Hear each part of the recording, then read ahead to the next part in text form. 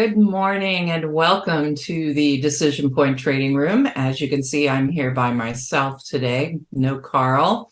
My name is Erin Swenlin from DecisionPoint.com. And yes, Carl's not joining us today. Everything's fine. He just didn't have a very good night's sleep, so figured we would give him a break today. All right, so today I'm going to do something a little differently. Carl's in here. We're going to do the market coverage like we always do our market coverage. But instead of going straight into sectors and industry groups, I'm going to do an earnings preview today. I just got the list of some of the major groups that are going to be reporting coming up this week.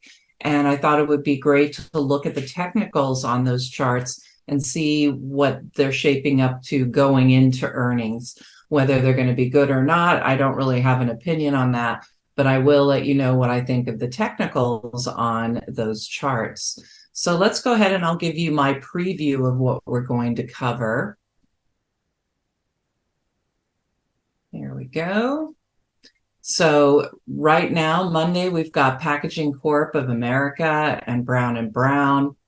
On Tuesday, we've got some big names, Microsoft and Google, Visa, Coke, Texas Instruments, General Electric. I do have a short going on General Electric, so I'll be very curious to see what will be coming of those particular earnings. Wednesday, we have Meta Platforms, T-Mobile, among others, General Dynamics, which is getting some interesting play given the war. Earnings spotlight for Thursday, we've got Amazon and MasterCard, Merck, Intel, quite a few big names. And then on Friday, we move into the energy sector. We get to hear from Exxon Mobil and Chevron. And then, of course, we also have AbbVie and Charter Communications. So it's going to be quite the week for earnings. It's going to probably could goose the market to the upside. Well, we'll have to see if that's the case. I'm not sure that we're going to see that, and I'm going to show you why. We've got some very negative charts out there. So let me go ahead and I'm going to start us with our market overview. Do you remember Q&A is for your questions and symbol requests? The chat room is open for you to use to talk amongst yourselves. I do have a moderator in the room who will be sure to welcome you in there. And that's about it for the housekeeping. So here we go. Let's look at what's going on in the market. All right. So currently we are seeing a bit of a rally, but notice we have set a lower low and a lower high. So the declining trend is still in focus here. We have lost this support level at 420 today, but so far now we are trading above that. Our price momentum oscillator has had a sell signal, so that's not looking too good, and the RSI is negative. The VIX has been very interesting.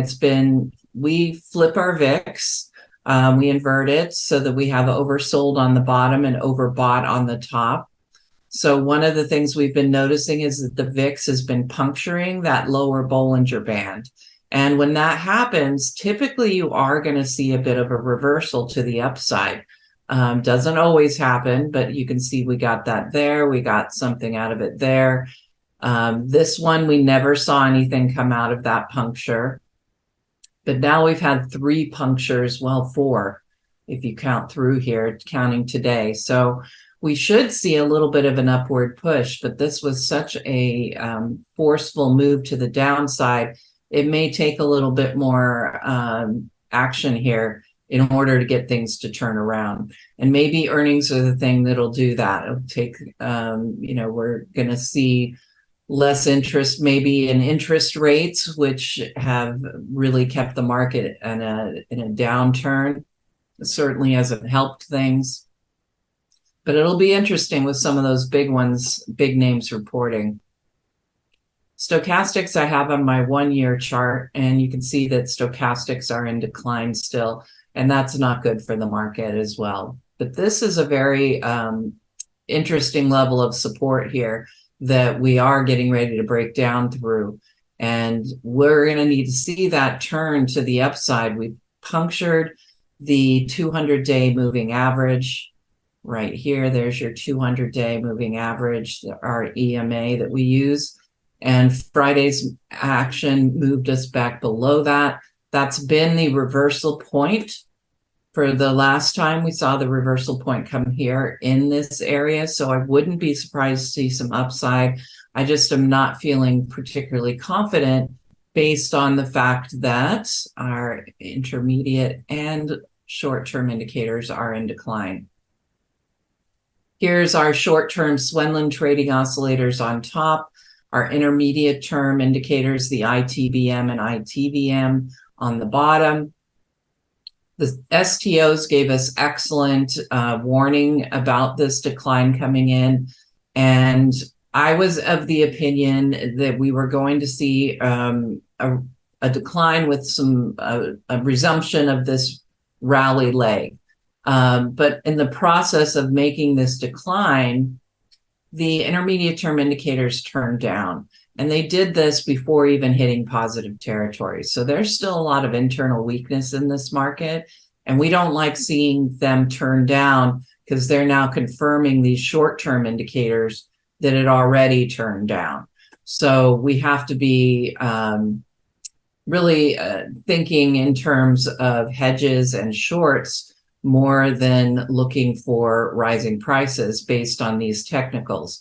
But as I said, and why we're looking at some of these charts for earnings, is earnings could flip the switch here and get things back into the plus column here if we start seeing some good earnings. And really the main thing is not just the good earnings, it's really seeing what investors think of those earnings, because that's going to really give us an inclination as to whether this rally that we started back here can get legs and get going again. Let's look at some of the major asset classes, but before I do that, let's go ahead and jump right into the 10-year Treasury yield, which is pulling back right now, certainly helping the market. We have the parabolic formation here, but we've also got another parabolic formation. I don't have it on this particular chart, but you can see that it's parabolically moving up as well. When you get parabolic formations, as Carl says, they beg for a breakdown. And the 10-year yield is begging for a breakdown. It really needs to cool. We know that. And looking at the technicals, notice the price momentum oscillator has turned down.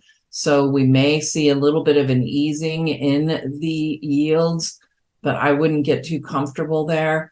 The Fed will be talking to us the end of this week, and everybody's expecting them to keep rates the same. I think they will as well. And that's not going to help these rates move lower. It's certainly going to possibly help us not see higher rates coming through, but I don't see that it's going to really relieve things that much. I think bonds are still going to be seeing a lot of pressure. Speaking of bonds, let's go ahead and look at them. This is TLT, the 20-year. 20-year yield is also pulling back. That's giving TLT an opportunity to rebound here. This is not at a specific support level. And I would go to the weekly chart to show you where the next support level is, except it isn't on the weekly chart. We actually have to go to a monthly chart to see what's going on with TLT support levels. And you can see 80 is really the strongest of the support levels available right now. And we don't think that it's going to hold that level. We do think that interest rates will resume moving higher. Like I said, they're pulling back a little bit now, and we may see a pause, but I'm not expecting a shift in interest rates that would give us a rally off of this level of support. I think we're going to be looking closer to 60 before we look for a reversal here on bonds. And even then, I still think that interest rates until we see some easing out of the Fed, and that could be until next year sometime, that we're going to continue to see bonds under pressure. Let's go to Bitcoin. Bitcoin is on the rise. The indicators have been looking pretty good. We were expecting a test of 31.5, this area of overhead resistance. The RSI is getting overbought, so it is time to see Bitcoin cool a little bit before moving and possibly breaking out from this particular trading range. I think Bitcoin looks more positive than it has in quite a long time, but that resistance level could pause this move to the upside. If we look at overhead resistance, oh dear, people are raising their hands. I'm sharing the right screen, so that's a good sign. Let me look in the Q&A here. I was asked what my current allocation is. I'm at 20% exposed currently with 6% hedges right now. I have a couple of short positions. I'm playing the inverse on bonds right now. So that would be my short side of things. And then I have a couple of longer term holds in my 20% allocation. So that's kind of where I'm at there. All right. Apologize for the volume problem. That was not good. All right. So let's look at the longer term picture of Bitcoin, because it gives us a better idea of where support and resistance does lie. And you can see that these tops back here, these tops really mark the top of a very strong trading, top of this strong trading range. This is going to be a really interesting area for it to pop through. And if it does pop through, I mean, we have quite a lot of upside that it could certainly get to before hitting overhead resistance. This is really going to be the big test here for Bitcoin. Looking at the dollar is falling right now.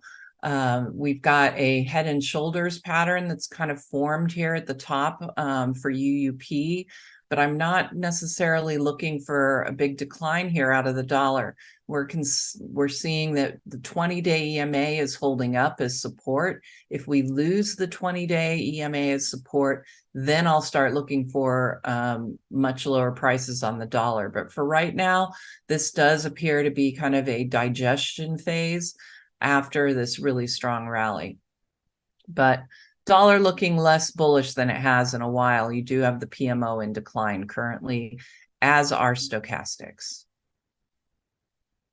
Gold is on the rise. The dollar's down and gold is down a little bit at the same time, which is a little confusing. But let me get to my other chart, because you can see, oh no, you can see the correlation. But you can see how the correlation to gold and the dollar has basically eased. They are not correlated to each other at all right now on a 20-day time frame. So that means that if the dollar goes up, gold doesn't necessarily need to go down. And if the dollar goes down, gold isn't necessarily going to go up, which is what's happening today. Overall, we're very bullish on gold. It's hit this area of overhead resistance. It isn't a surprise to see a little hesitation coming in here. Notice the discounts on sentiment here are very high. We can't track the discounts for the closed-end fund PHYS, the Sprott Physical Gold Trust. And by measuring the discount level, it tells us how bullish or bearish the sentiment is for gold. And right now, with high discounts, the sentiment is still bearish on gold, believe it or not. And with sentiment still reading bearish, that should continue to push the prices higher. Sentiment is contrarian, so the more bearish people are, usually the more bullish price action is going to be. We have a golden cross here, and we have a silver cross. Quick look at silver. Silver is also looking good, and we would expect it to continue higher alongside gold. And crude oil pulling back here, really struggling to regain this rising trend that was set back here off of the low back here in June and into August. I still think that we're going to see higher oil prices. It's, with the war and production really hasn't been changed as far as I've heard. So we should expect oil prices to continue rising. There just seems to be a little bit of hesitation here. But overall, I would still expect them to rise.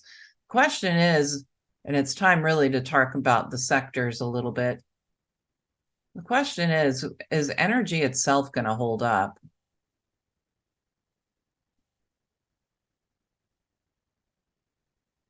Here are the sectors all on one page.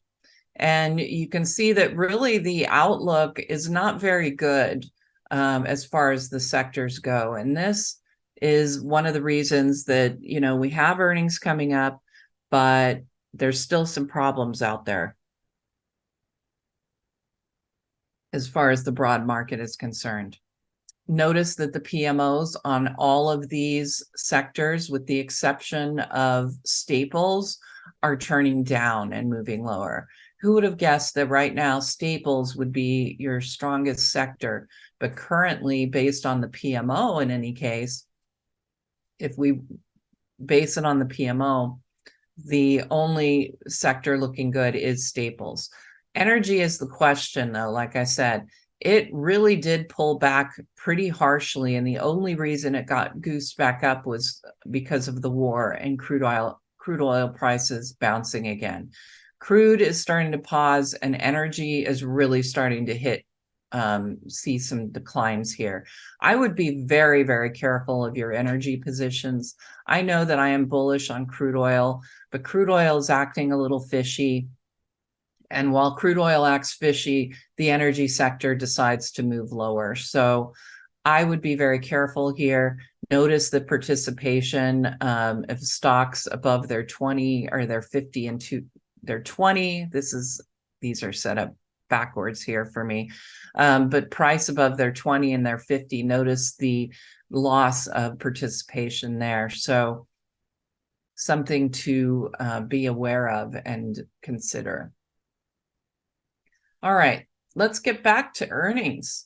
So again, if you joined us late, we're going to go over some of the charts for earnings that are going to be reported this week. And here's another quick look at the ones we're going to look at, but I won't go through. I'll try and go through these quickly. I don't know that I'll get through all of them. I want to save time for the symbols that you want to look at. Before I get into that, let me check and see if we have any questions other than symbol requests. Do you go through charts manually, or do you have a scan which sends alerts when silver or golden cross index moved up or down below its moving averages? The golden cross and silver cross index moves above their signal lines or below their signal lines. That is checked manually. We don't have a scan that is available. You can't scan on the golden and silver cross as of yet. So we do have to check those manually. What happened to the NAIIM Exposure Index on Friday? There seems to be a bullish bias, even though the market closed much lower. Let's take a look at that.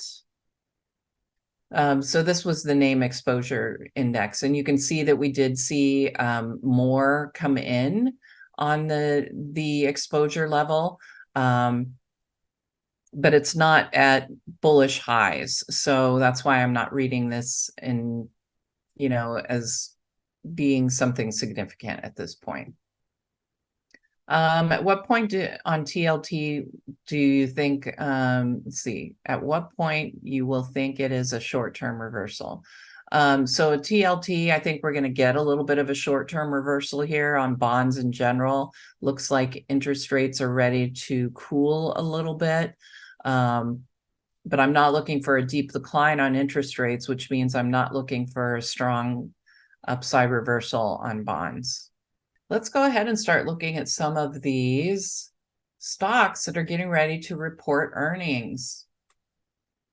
Let's go ahead and we will start with PKG.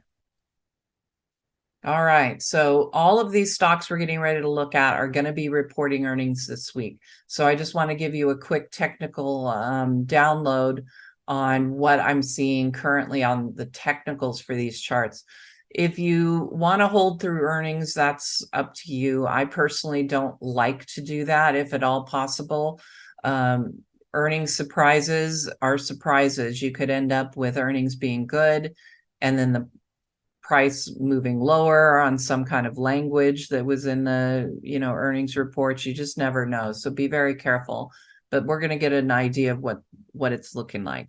I see a giant double top here on PKG. I see the PMO falling. This looks like a stock getting ready to hit, it is hitting support, but to me, this looks like a stock ready to break down. The group is suffering and it is not, it's performing in line with the group, which means it's going to be suffering. So I don't like the look of PKG. Brown & Brown is our next one, BRO. BRO, Property and Casualty Insurance Company. We can see a rounded top. We can see a PMO in decline. Look at the OBV. It had some serious loss on serious volume on these declines. So that's very bad news as well. It is starting to outperform its group just slightly. The group is underperforming in the very near term, but overall has been performing fairly well in the insurance area. But this one is not. It's underperforming the S&P. Stochastics below 20. This looks pretty ugly to me. So on Monday, when we have Packaging Corp and Brown & Brown, it'll be interesting to see if they come out with good earnings or not, but their charts don't look very good. Microsoft reports on Tuesday, and the Microsoft chart looks, I mean, we're in a trading range. I don't like the way this is sort of rounding off here on Microsoft with this third top. There's 1, 2 tops, and now a third top, and it's below both of these. We have a lower low, so we've got a declining trend going on here. The PMO is surging above its signal line today on a really nice rally, so we could see a nice reversal here off of the 50-day EMA. But overall, let's see, relative strength looks good. So Microsoft, it looks like we could be setting up for a reversal here off the 50-day EMA, but I would still be careful here that stochastics are in decline here, and that usually makes me concerned. They are a pretty good early warning system, and they are still in decline. So I think Microsoft is set up well, but there's still some problems under the surface here to be careful about. Google is the next one reporting on Tuesday. We're going to we'll look at this one. There's all different forms of Google.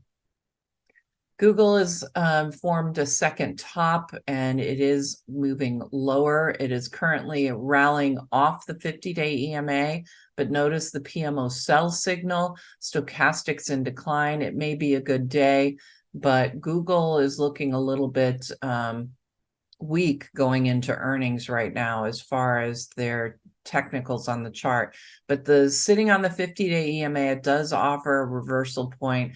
That's where we've seen reversals before. So we can be prepared for a possible upside reversal on earnings for Google. Visa. Visa is in a declining trend as well. You'll notice a lot of these stocks are looking fairly bearish, and really we need to be careful when those mega caps have any kind of a bearish outlook on them. But in general, the broad market is struggling too, and you're going to see that with a lot of these stocks we're looking at. Visa, V, could be considered maybe a cup with handle, but that handle is getting awfully low on things. I would love to see a reversal here on Visa, come off of that 200-day EMA. That would set up a really nice double bottom. And the 200-day EMA has tended to be the spot for the reversal on this particular stock. So I think that PMO is headed lower, but I think we have an opportunity for a reversal here on Visa. Notice it's really outperforming its industry group too. So it's been outperforming the SPY over the past couple of weeks, it looks like. Next up is Coca-Cola. They are going to report on Tuesday as well. I really like the Coke chart. I was looking at this chart on Friday with our Diamond subscribers, and this was one that we kind of mined out of the industry group that looked pretty healthy at this point, which was soft drinks. Coke definitely has a nice outlook here as far as the technicals. PMO buy signal, stochastics rising. I really like Coke going into earnings right now. Certainly the technicals look good. Texas Instruments would be the next one reporting on Tuesday. And this one looks terrible. I think that you don't have to be an expert at reading charts to see a terrible chart when it comes to you. And this is a terrible chart. We don't even have support here on Texas Instruments. It's a semiconductor, and in general, semiconductors have enjoyed quite the rally. Texas Instruments, not so much. So this is definitely one of the weaker performers within the group. I don't like the way Texas Instruments is set up here. I'm going to look at a weekly chart real quick just to see if we have any support here. We don't see support until about 140. So I don't think that anything coming through on earnings is going to make a big difference for Texas Instruments. GE, which I do currently have a short. Did I get that short in? I may not have this short in. I think I did get it. I had a lot of things that I was moving in and out the other day. So that's why I think I got this one. I wanted it. So the reason I wanted this as a short, big rounded top here. PMO is below the zero line, at top below the zero line. Stochastics are turning up right now, and it does look like the group wants to see a little bit of action here with outperformance on the SPY. But overall, I don't like the look of General Electric here. Yeah, I don't know what's going to happen with earnings, but I would guess it's not going to be great. I could be wrong. I'm often wrong. Well, not often. Meta. Now we're on Wednesday. Who's reporting Wednesday? Meta is reporting Wednesday. The chart looks pretty much neutral in my opinion. We are getting price could be rallying here off of the 50-day EMA, which is starting to look really interesting as support here. I think the PMO looks like the PMO is giving us a downside crossover right now. This is a good place for Meta to reverse, and it really needs to, because the PMO is suggesting that if it does not, we're going to see a more sizable decline. So going into earnings, I think that Meta is vulnerable, but at a really nice pivot point where we could get that turn. But be aware with that PMO sell signal that even good earnings might be a problem for Meta. We're getting through there, but I want to make sure I have time for some symbol requests as well. Let's go ahead. We're going to look at Boeing. I'm going to skip around a little bit here. These are still reporting Wednesday, but I'm going to just pull a couple of these out rather than look at every single one. Boeing is in aerospace. The defense area industry group has looked a little bit better than the aerospace defense group, or aerospace industry group. Boeing looks like it's getting ready to hit some support here, but overall, this is a pretty hefty declining trend. and the PMO is still not showing any momentum under the surface yet. I don't like the look of Boeing going into earnings. And if we look at the weekly chart, looks like we are at some support here at 180 at this top, or at this top we saw back here in 2022, but PMO in decline. It doesn't look too good here. And notice the 17 and 43 week EMA, negative crossover going on there for the weekly chart for Boeing. All right, next up, General Dynamics. I wanted to look at that one, being in the defense area. General Dynamics not really doing as well as I would expect. We really saw a nice move coming out of the Middle East news, but it is pulling back now, back to that support level at about 230. PMO is turning over, and it is really underperforming the defense group itself. So getting ready to report earnings, I don't think I'd want to be holding through the earnings here or purchasing in front of on General Dynamics. It looks a little bit weak here. Time for Amazon Thursday reporters. Amazon, we're at a lot of inflection points. We're at a lot of places on these charts, 200-day EMAs, 50-day EMAs, that have been acting as support. So we are really at a turning point here in the market. Either we are or we aren't. But it's looking interesting on earnings coming in with all of these getting ready to report earnings, and yet sitting on some interesting support levels. Amazon is doing the same thing, sitting on its 200-day EMA. This has provided some support, at least last time it did, but we've also seen it's vulnerable to moving down below that 200-day EMA. The market in general has moved under its 200-day EMA. So, there's a good chance Amazon may not be able to hold this. Notice that the PMO is on a sell signal. Stochastics are falling. I think Amazon looks really vulnerable going into earnings right now. We're going to skip MasterCard. Let's look at Intel. Also reporting earnings. This one's going to report on Thursday. You can see the declining trend, the rounded top, the PMO headed lower, stochastics still lower. This does not look good going into earnings for Intel. Certainly looks better than Texas Instruments did, but I don't like the look of Intel going into earnings. I think semiconductors are very weak. Earnings are going to be able to goose things maybe, but I don't know that the overall market can handle a big time reversal right now. I think things are still looking pretty bearish. So Intel not looking that great going into earnings. A lot of these don't look that good going into earnings. Let's look at Northrop Grumman, which reports on Thursday. This is in the defense area. Looks like a lot of these defense stocks got goosed on the war and now are digesting those rallies. Looks like Northrop's doing a bit better. Its digestion phase is moving mostly sideways, whereas we saw with General Dynamics and what was the other one we looked at? They were turning down Boeing, and after moving upward, then they were turning back down.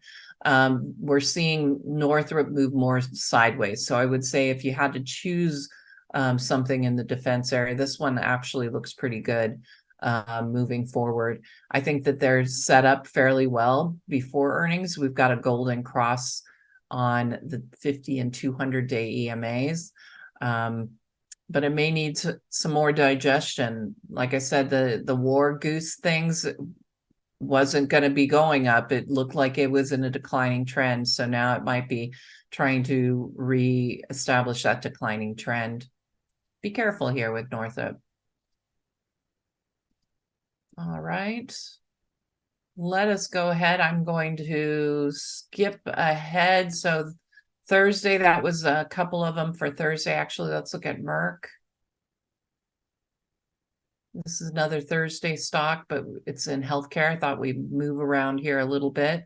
I like the look of Merck here off of this support level. Let's get my inspect tool out. So we're bouncing off this support level, which I think is constructive. But we do have a death cross of the 50 and 200-day EMAs. PMO is on its second move back up. It's having a pretty good day. Going into earnings, I have to say I feel kind of mixed feelings here on Merck. It's again, with a lot of these at these possible pivot points, certainly could rally off this level. I like the fact that PMO is turning up for a second time, but that death cross really makes me less bullish about it. I would say going into earnings that I have a neutral feel for Merck. Let's move on to Friday's earnings. We have XOM, Exxon Mobil, and Chevron, AbbVie, and Charter Communications. We'll look at those, and then I'm going to jump into your symbol requests, and we can get into the close. I do not like this decline on Exxon Mobil. Getting ready to report earnings. I think is it Exxon? I'm sure you guys are aware, but I know there are two mergers that are going through, and I can't remember who's acquiring whom. But I believe I think Exxon was acquiring somebody. I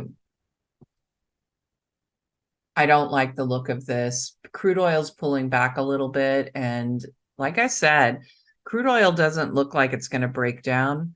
But the energy sector and all these energy stocks look like they are going to break down. And, they will often follow what's going on with crude oil, but not always. And right now, I would say we're in the not always category. We have a PMO that is turned down below its signal line and is below zero. It looks like it turned down below the zero line as well. This doesn't look too good for ExxonMobil. I would look for a drop to test that 200-day EMA. It'll be interesting. If I would expect it's going to get even lower before they report earnings. And you might want to look up these mergers. Like I said, I apologize. I don't have them on the tip of my tongue, but sometimes the merging deals are really hard on the stock that acquires. And this one, I think, is acquiring another one. Chevron.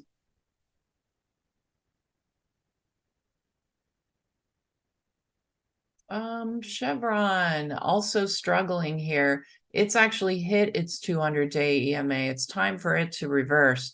But again, a really ugly PMO right now. Stochastics have turned down. I don't like the look of Chevron going into earnings at this point. But it is on support that could see a reversal here. But going into earnings, it looks pretty weak. I'd be very careful here going into earnings with Chevron. And let's look at AbbVie. AbbVie. PMO is now below the zero line. Possible head and shoulders going on here. I would look for a breakdown on AbbVie. It doesn't look good going into earnings. Charter Communications is our last one. And if there were any I didn't cover that you'd like to see, go ahead and throw them into the Q&A, and I should be able to get to everything in there if I continue quickly. We haven't looked at any weekly charts, but this is an earnings spotlight. We're really gonna concentrate in the very short term. Charter Communications also at a support level, but notice it's dropped below the 50. Although I have to say this looks like a hammer candlestick getting printed. And if it does print, that means you're looking at a reversal point. This does not, Charter, CHTR does not report until Friday. So it has time to give us a little bit more information. This does look like a triple top, though. We need to be really careful. Most of these broad market stocks are, in general, we're looking at, well, we looked at the sectors. You saw all those PMOs in decline. It's a good day. We're seeing a lot of rallies here, but it's not good enough, I think, to reverse what's already going on in the market and its weakness. All right, let's get into some symbol requests. There's quite a few, so I don't know that I'll get to all of them. Thanks, Joe. He answered the question about Chevron and Exxon Mobil in the chat area if you wanted to go in and look there. As far as who's acquiring who, I can't remember. It's hard to keep all of it together, and in my my older brain here, it gets hard to remember stuff. Nvidia. So let's get into symbol requests. We're going to look at the daily charts like we have been. I didn't explain what's on these charts, but now that we've gotten so far into it, I'm thinking most people have figured it out. But RSI, PMO, my price momentum oscillator, on balance volume, stochastics, full stochastics, and then these are our relative strength lines. The group relative to the S&P, the stock relative to the S&P, and then the stock relative to its industry group to give us that extra insight. Nvidia, like the semiconductors, are showing weakness. It is at a very important area of support. It's kind of frustrating seeing these support levels and wondering and scratching your head if they're going to hold. If we were going strictly from technicals, we would say that no, it's not going to hold based on that PMO that has moved below the zero line. But I do note stochastics did tip up. We're seeing a little bit of outperformance coming in here. I think this is going to be short-lived because of that PMO moving downward. Now, if the PMO does make the turn, then I would have a much different outlook. But right now, I think that Nvidia is very vulnerable to a decline. And if we look at it on the weekly chart, let's get a big one. Look at that head and shoulders on the weekly chart. That's a pretty ugly setup here for Nvidia.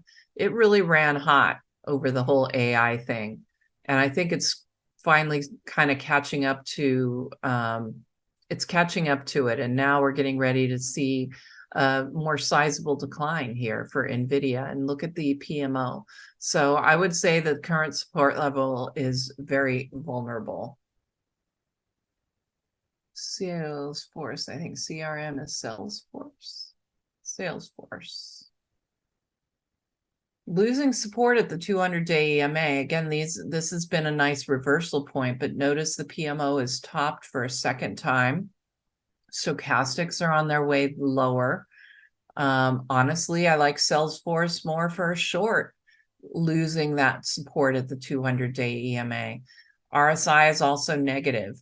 I would not be looking for an upside reversal here on Salesforce. The weekly chart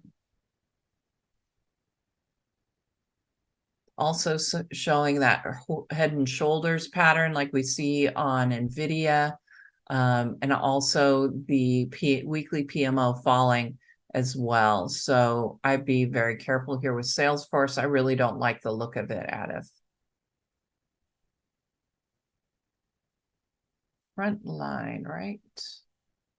Frontline Limited for a long. This does look like a flag formation.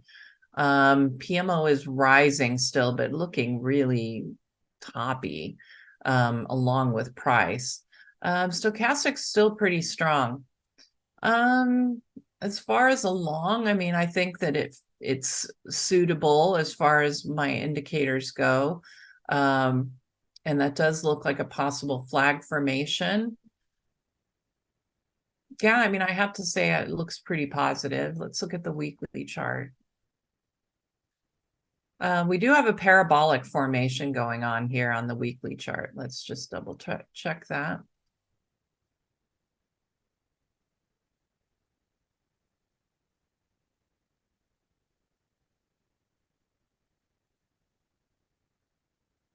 So parabolic formations, remember, these are prone to very strong breakdowns. So we need to be careful about that, but it looks pretty good as far as the PMO is concerned. Scooter is in the great place. Frontline looks pretty good moving forward. If we go to a 5-minute candlestick chart, this is how we time our entries and exits in the DecisionPoint trading room. You would look for a 5-minute PMO. This is here, the 5-minute PMO positive crossover in combination with a positive RSI. That would be your conservative buy point. And your sell point would be when the PMO turns over. 5-minute charts are for entries and exits only. I don't use it to determine whether I want a stock. I'm using it to get me the best entry or the best exit. Now, sometimes the charts aren't going to cooperate and you may not be able to get it in at the best point or sell at the best point, but this can give you an advantage, and oftentimes it will help you get in at a better place than if you had just hit the buy button indiscriminately. So right now, as far as a buy point goes, I don't see it. I think we're going to get prices to move lower based on that PMO, so you would probably be able to get a better buy point.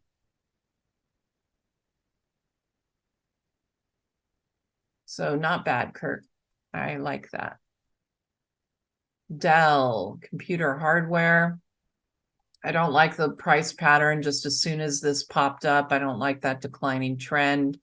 RSI is negative. PMO is in decline. Stochastics are in decline. It's holding up relatively well against the S&P, but I don't know how much longer it's going to be able to do that. The 50-day EMA is its pivot point, and we are on that 50-day EMA. So we could see a bit of a reversal here, but I just don't like the way price is declining. And I don't like the PMO falling lower here. I would be very careful with this one. You're at very strong support. So if it loses the 50-day EMA and this gap support here, it's going to be a long way down, in my opinion. So I think you're taking a lot of risk here for looking for a reversal. I'm going to move past from there. Here's a weekly look at it, though. Keep hitting the wrong button. Weekly chart, it is starting to see that PMO turning down in overbought territory. This doesn't look like a very healthy chart here. Hawaiian Electric. Let's see here. I'm going to make this a log scale so that I can see the price movement better. That helps a little bit. I don't see much coming out of this, and I expect that you probably are looking at this because, excuse me, my voice is going away. You're probably looking at this because it is a defensive area of the market, and if the market is weak, these are the areas they're going to see love. I think you're going to be better off getting involved in something else. I'm guessing you're looking for some nice, quick kind of, because if it goes from here up to this top that we saw, that's a 25% gain. So I'm sure you're looking at this for something big like that. But I think you're still vulnerable to a decline of about 8%. For it to test this level, because notice the price has turned over and it looks like it wants to go to the next level of support. It does not look like it wants to reverse just yet. Yes, the PMO is rising, but mainly because there's a little bit of a rising trend going on here. But it's not really resulted in a whole lot of upside. I don't want to spend too much time on it. I think you're better off somewhere else. And if you wanted to keep it on the watch list, you could. This is a hollow red candle, so it could be your reversal point coming in. But I mean, if I drew a rising trend line, would have broken it. So the PMO looks good, but I don't like the look of the rest of the chart. So I think I would pass. We still have quite a few in here. Make sure any questions didn't come in. Everybody wants the QQQ, it looks like. Okay. OLMA. I like the look of, I like the look of the stochastics, but this price action looks really kind of toppy.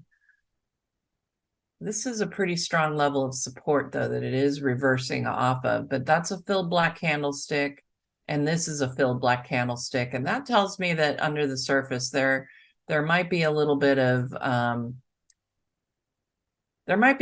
problem here. We're getting the burst on the open, but we can't seem to hold the opening price, and we're trading below it. That's why you have a filled black candlestick. This doesn't look like a bad reversal with the stochastics turning up, but the PMO is still in decline, so it wouldn't be my cup of tea. I like to at least see the PMO turning rising, but it's not doing that here. This is a biotech, so you need to be careful of that as well. Knowing the market's weak, I mean, I think you're taking a big risk here, but I know your upside potential is what is getting you here.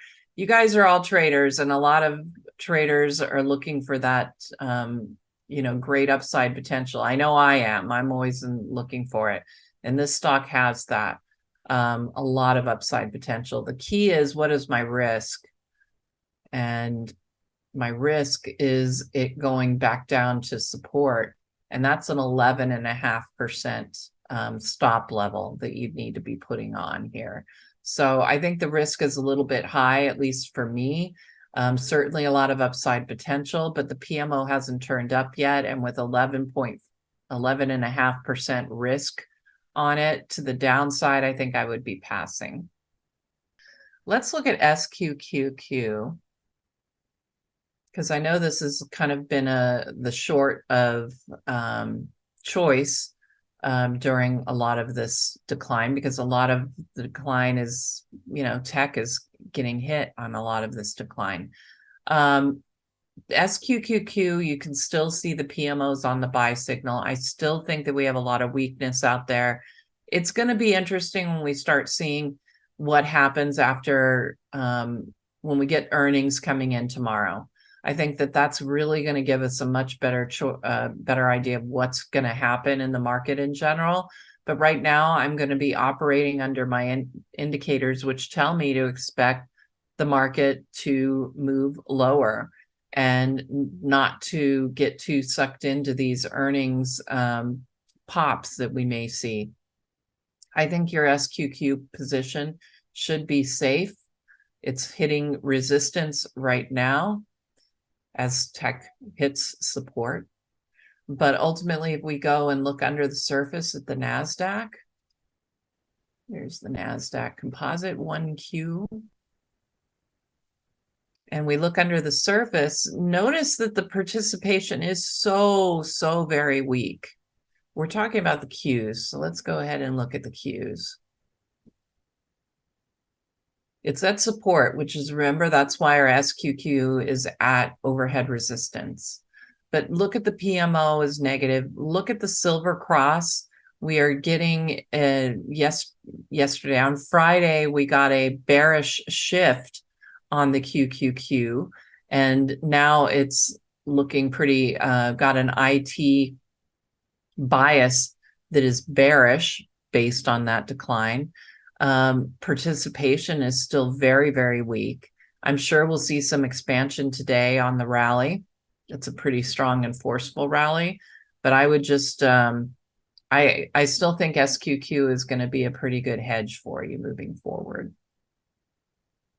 All right, Caterpillar. Oh, it is time to shut it down. Let's see.